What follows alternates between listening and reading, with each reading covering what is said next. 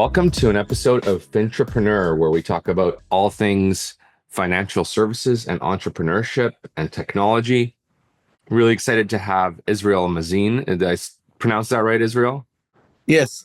Excellent. Really excited to have Israel Mazin here with us, who's got a storied career as an entrepreneur in technology, in particular lately in cybersecurity, which is a topic we haven't really gotten too far into in this podcast thus far. And it's super topical as threats become more common, and particularly in fintech, where you've got a lot of sensitive information and money moving around. So really excited to learn more today. To start us off, Israel, I'd love to just get to know you and your story a little bit better. You know, starting from way back in the day, I understand you worked in IT in the military, and maybe that's where your career started, and then you became an entrepreneur. So, tell us your story and how you came to be who you are today. Thank you, David, and thank you for having me here today. Yes, I have long background in especially cyber and creating startup companies.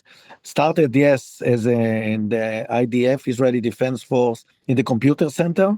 And after I left, I started to create companies. From 90s, we create always with the same team and the same partners. They were with me in the army, also in the computer center. And we founded Memco that after a few years become a public company in the NASDAQ. We acquired companies, and then we exit of over $500 million, acquired by Computer Associate. And then we continue and founded a few more companies, especially in cyber, but also in performance management. And then, so long background in building worldwide software companies. And about 3 years ago, we founded Memcyco to actually, after we talked with more than 50 potential clients and analysts and CIOs, CISOs, and understand that that there is a scams and account takeovers and becoming more and more problematic and growing significantly. Yeah, I've got some firsthand experience actually with account takeovers. It was one of my investors early on in my business got his email taken over somehow, and then sent a bunch of emails back and forth, very professional with me, asking to redeem his investment. And his signature was forged in some of the paperwork, like very sophisticated hack. And this was an investor that we had previously only dealt with over email. And so this is early on in our company's history. And so it was not in our muscle memory to confirm over the phone everything. And we were just dealing with him the way we were used to dealing with him. And so no alarms kind of went off. And, that hack ended up being successful. We actually ended up wiring some money to the wrong place. So that hurt a lot. It was a relatively small amount of money. Like, we survived it. We ended up splitting the financial impact. So I paid the investor back half of what it was. He was the one who got hacked, but I could have also done things to make sure that, I checked things a little bit better. Now we're so much bigger as a company, and we have so many more processes to make sure something like this wouldn't sneak through. But, there's nothing like experiencing one of these things yourself to understand how damaging it can be and how stressful it can be. Yeah. So, talk to me more about, and that was 10 years ago. How have the threats been evolving? Now you have deep fakes and AI and stuff like that. And talk to me more about how your company today addresses these problems. How can you help minimize these issues for people? Yeah. So yes, what you mentioned, as you said, 10 years ago, now it's become much more significant, not just to employees, but also or between suppliers or investors, also to all your customer base. If it's retail or financial, mostly financial, really a lot of attacks on them because you can steal a lot of money with many potential users of them, customers. Also, we see airlines, even stealing like frequent flyer points and have the free tickets and many other stuff. We see it all over today. And account takeover, actually, that you steal the credential and then succeed to enter to your account and steal money or goods or whatever, data, it's become more and more significant every year. It seems that it's growing almost double, and maybe 3 times will be in the next few years. Because as you mentioned before, AI and deepfake, and today the hackers are also using, it's much easier for them to do it because they are using AI, they are using kits like phishing kits to create fake sites or fake applications or send you email, as you mentioned, fake communications. You believe that you are actually communicate with the right, with the legitimate organization, your bank or retail or whatever, and then you give your credentials and they use it. Sometimes they sell it in the dark web, sometimes they access immediately and then transfer money. And they are doing, sometimes we see with customers that we have that happen like thousands or dozens of thousands, it's like a lot every month. The issue that organizations now become more aware because first it costs them. It costs them to find what is the problem. It's a lot of manual stuff and a lot of connection between a few products and fraud and cyber and also OPEX and also reimbursement. So more than 70% of the users say our organization are actually need to pay us, need to reimburse us. They believe that this is their problem. Even they enter to fake sites and actually the organization said, well, you enter to this, they still expect their organization to reimburse them. And today you can see more and more regulation that force the organization to pay them. So they need to show that they have enough protection to do it. So I think that you see, as I said, phishing kits, phishing as a service, many other way that even every child today can, you don't need to be sophisticated hacker to create these scams. And the current solution that were in the market before were more reactive, more, for example, to find fake sites. So they scroll and more threat intelligence to find them on the internet and then take them down. But it's not proactive approach.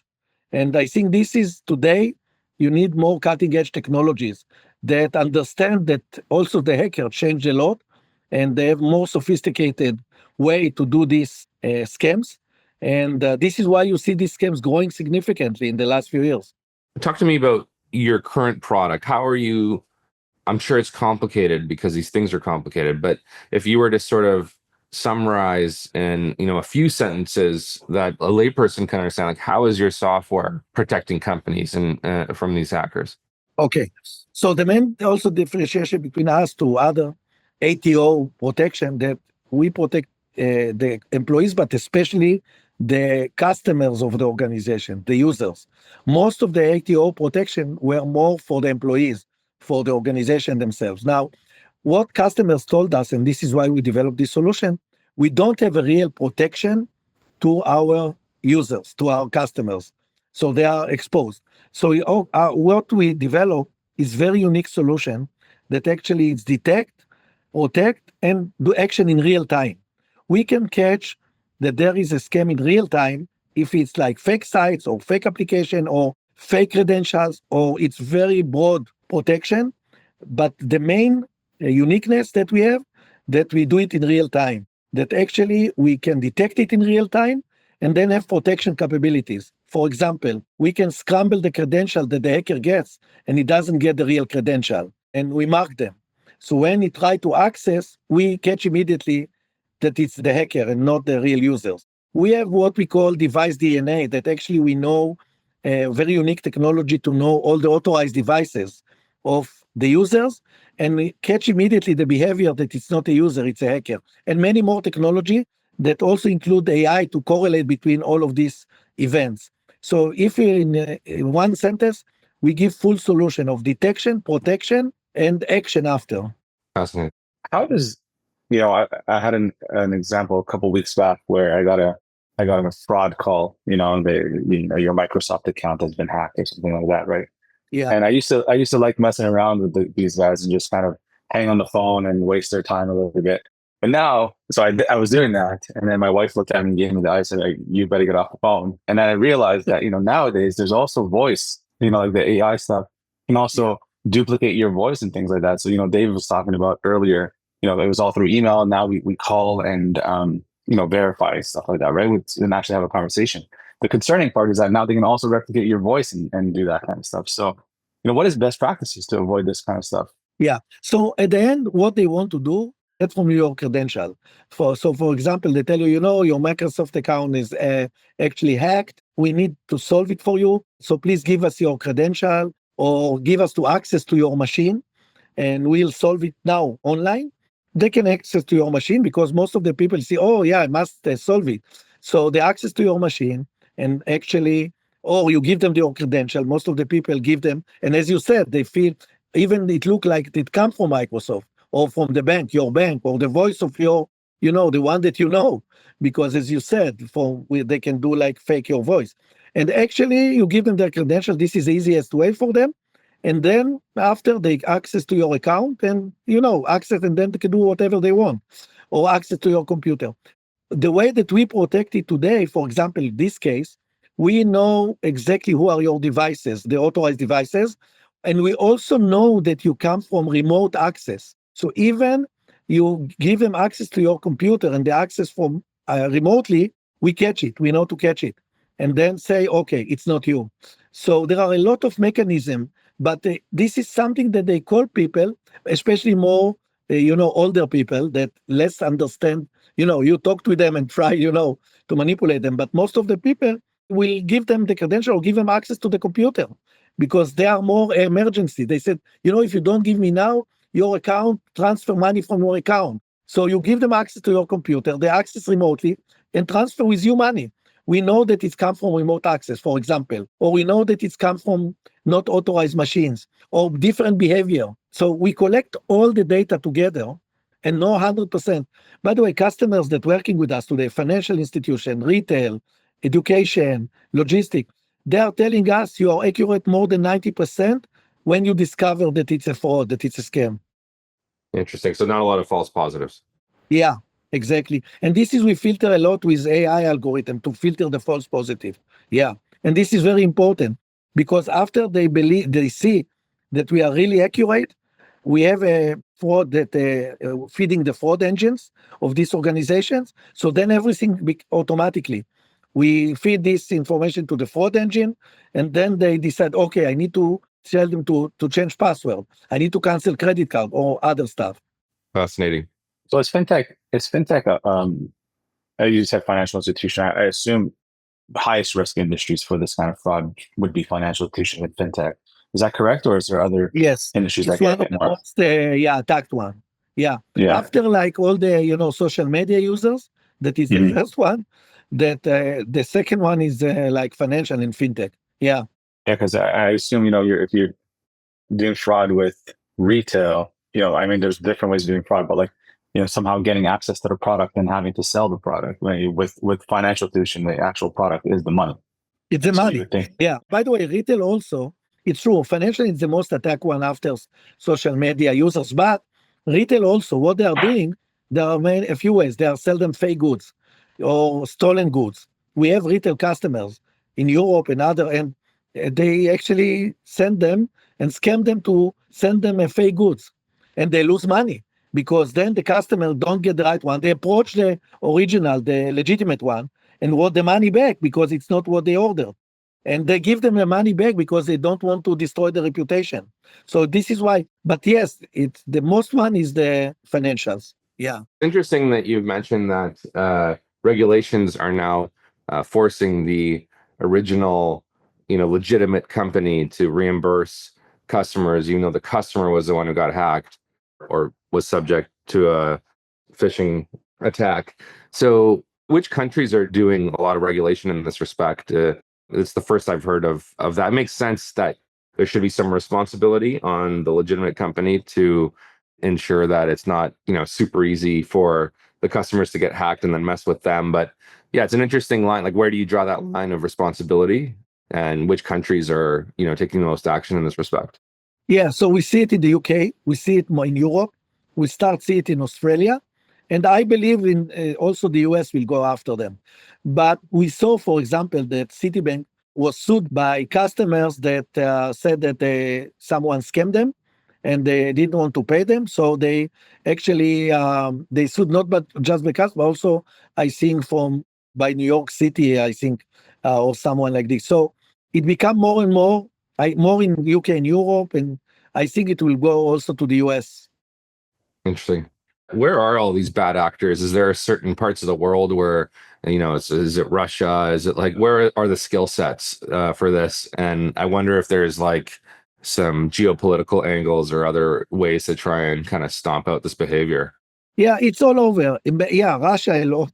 It can be also from Far East, Nigeria, Africa, but it's also from Western countries because it's very hard to catch them. It's very hard because they're using VPNs. We know also to catch if it's coming through VPNs. It doesn't matter for us, but they are trying to hide themselves. But mostly it's coming from Africa or Russia or some India maybe, but still we see it all over. Yeah, that it's coming attacks from all over. And many times you don't know from where they are coming because they are using VPN, try to scam and to manipulate the organization. It just China also, by the way, China. It just blows my mind that there's people who sit around all day and do this stuff, and this is how they earn a living and they live with themselves somehow. And I think it's probably a little easier because they don't see their victim, right? It's theoretical, so they can kind of compartmentalize that in their mind and move on. But that's crazy to me. Yeah, of course, because today, you don't need to rob a bank. You are sit somewhere very far, nobody knows where, and start to transfer and take, money of innocent people. And the fight against them, it's like very important, I think also governments need to fight. And this is why the regulation starting to be more, because, innocent people that save money, suddenly they see that their account is empty. And it's like, think about people like this. They are saving many years of their life, and suddenly some of them saving disappear, or all of their saving. And for people, it's catastrophe. And as you said, they are sitting somewhere. You don't need to come and with a gun and rob a bank like in the past. It's much easier.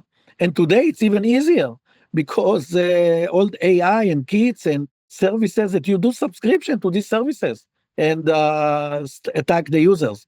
So yeah, people are sitting somewhere and scam people, and this is how they do money. And it's crazy. I think we fight against it. Government need to fight. I think regulation is critical to have more and more regulation because governments need to fight against it. Yeah, there's no one solution. It's an entire economy and affecting all sorts of stakeholders, and we all need to come together. Yeah. So when you're talking about government, Israel, as we're recording this today, something that's very on topic, which is, governments dealing with the threat of data security and things like that, like the app, like in TikTok in the US, right? Do you see that happening more and more across the world where governments are looking at specific apps coming from a different country and banning it or restricting it or whatever it is? I believe that we'll see more and more awareness of governments. We see it already now.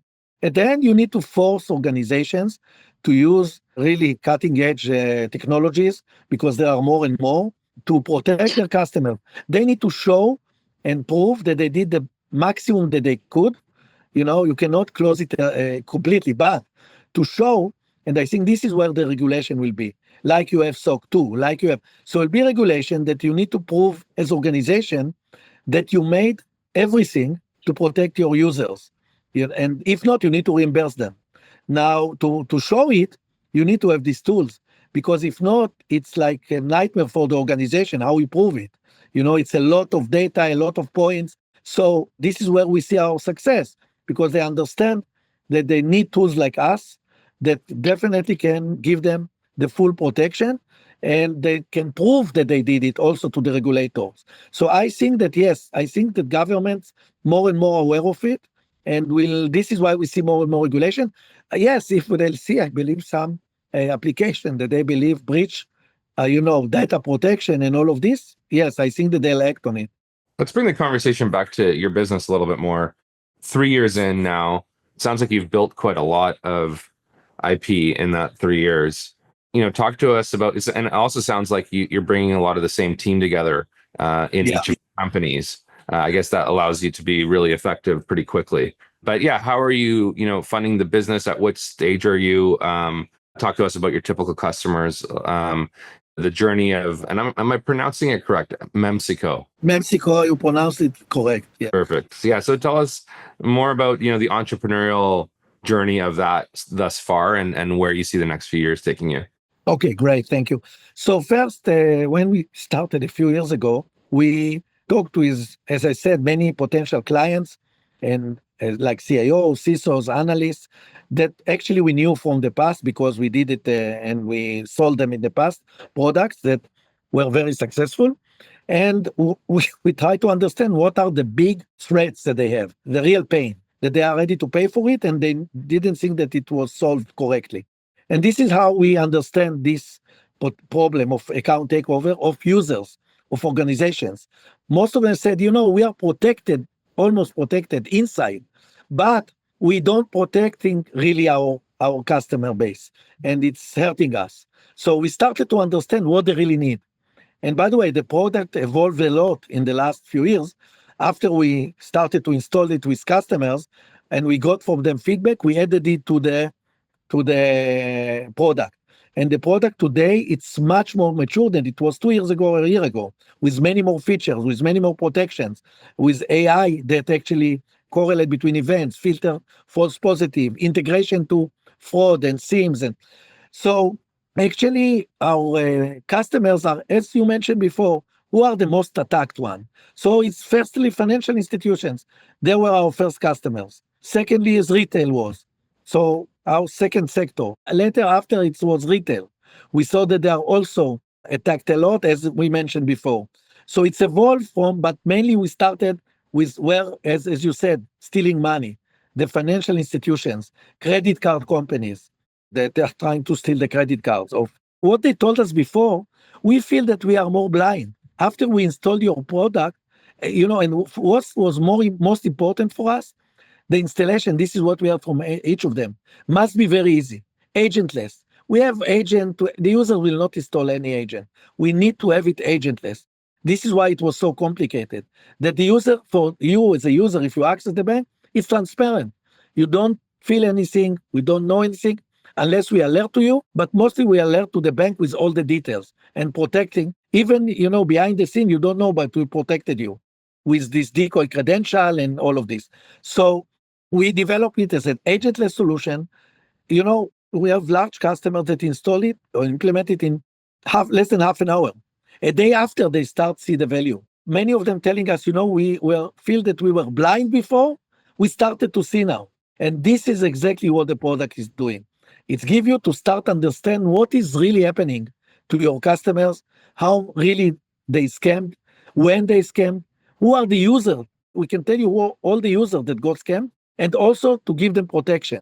And this was the main goal of the product, and we expanded it a lot with our current customer base.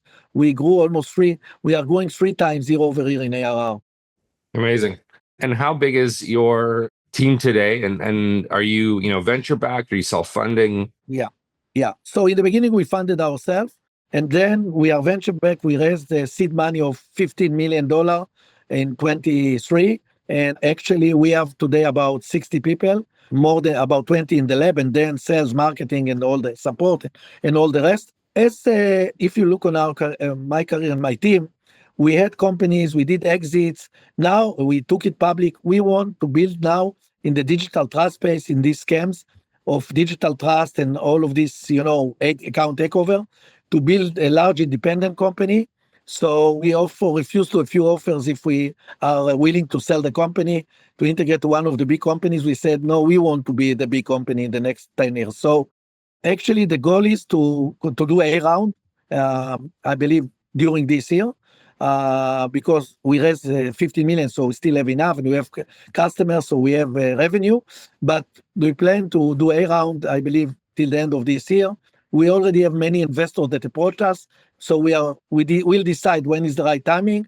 So yes, we'll continue to be venture backed and grow this company to be a large independent company in this space. Yeah. And with the A round, do you expect to hire more in every function, or is it going to be more concentrated within sales and marketing, or more within engineering? What are you how are you going to push the gas? Yeah. We want, because we have more and more, we want to give suite of products. If you look on former companies that we had, we started with 1 product, we finished with 7. So we plan to give suite of products in digital trust, in digital personation, account takeover, So I will invest also in engineering, but focus a lot in sales and marketing to grow continue grow the company 3 times year over year in the next 5 years. Awesome. So, John, just one last question on, I just out of curiosity for a company like you guys, you launch with a product, and then on an ongoing basis, I guess you're constantly testing your product. Do you guys do that in-house, or how do you do that? Do you basically hire hackers and have them try to break into your system, or how do you maintain the level of security, and the comfortability you have? Question, by the way, in cyber, it's also cat and a mouse between the cyber companies and the hackers. So yes, we have also inside the company some people that know how to try to hack us, but we are using also outside. Yes, we are using that are not part of the company, and we tell them, okay, try to attack us, try to attack our users or like organization like us, and yeah. So it's true, exactly what you said. We are using both internal but also outside hackers, but positive hackers, the good ones. Yeah, yeah, it's true. Right. And also customers of us, we have some customers that are design partners that we try on their tests before we are releasing it. And they try also, some of them really amazing, doing a lot of these tests and then tell us, here we think that you need to improve. Here it's amazing, so we have also customers that are more design partners of us. Nice. I read about CFO who got on a Zoom call with all of his company, and there was like 8 people on the call, and they had a whole conversation amongst each other and convinced the CFO to send a big wire, only to later find out that all of those images were fake. They were all deep fake videos and audio. I know that's a different type of cybersecurity issue than the one that your company addresses, but given you're a cybersecurity expert, I'm just curious about your opinion on, this stuff's getting really scary, and especially with AI. So I wonder, how do you think about the next 10 years and how AI is going to increasingly make companies vulnerable? And I guess it's a tool for the hackers, but it's a tool for the protector like yourself as well, right? It's true. But feels like things are changing really quickly and becoming more and more like a Black Mirror episode, which is a TV show about these kind of situations. So yeah, wondering what you kind of worry about when it comes to AI and how it's going to affect the world as it relates to cybersecurity. Yeah. So first, AI is very strong power tool, to do things much better and faster. And as you mentioned before, also through the positive side, but it's also bring all the negative with it, that this hacker can use it and fake like videos and fake also data. By the way, when you open it with Gen AI. So this is the main concern of organizations today, that how I protect myself. So I believe that you can definitely be very important tools to organization in the next 10 years. Like if you look on cloud, 15 years ago, organizations were concerned, afraid what to do, how to use public cloud. And then it's evolved until, now you have all the infrastructure around. I think will happen much faster with AI, that organization today afraid to open it to outside where today you have chatbots that actually using Gen AI, but then it's vulnerable that they, you don't know which data they are, what they are doing. So I believe that it will evolve, and I don't think it will take 10 years, maybe 5, that the organization will use more and more AI and Gen AI and also open it outside, but then you'll need more and more protection against. So also the cyber and protection to use Gen AI will become much stronger in the next 5 to 10 years. I believe more 5 years. It will not take so long. Also, hacker will use it, as you mentioned before. But when you have, for example, more protection tools like this, then it can immediately detect that it's not the CFO. And this is what will happen, I believe, and will evolve in the next few years. We also plan to give some, when we are talking about chatbot and impersonation, so we have in the roadmap to protect all against of this Gen AI, scams. But as I said, it's still in the beginning, and organization afraid to use public. It's outside, more internal. They are using it. But it will evolve, I believe, in the next 5 years. Yeah, it sounds like the moral of the story is if you're very proactive as a company you should be able to, stay a step ahead and protect yourself. But, Yeah. The world's not going to end. But for those companies that, don't take it seriously enough, they're going to end up paying some kind of price at some point, which, in a way, I shared that story earlier about how I paid a price early on. And in a way that was a blessing, because it really strengthened my muscle when it comes to this stuff. But yeah, I think it's guaranteed that if you're not on top of it, you're going to get hit with it.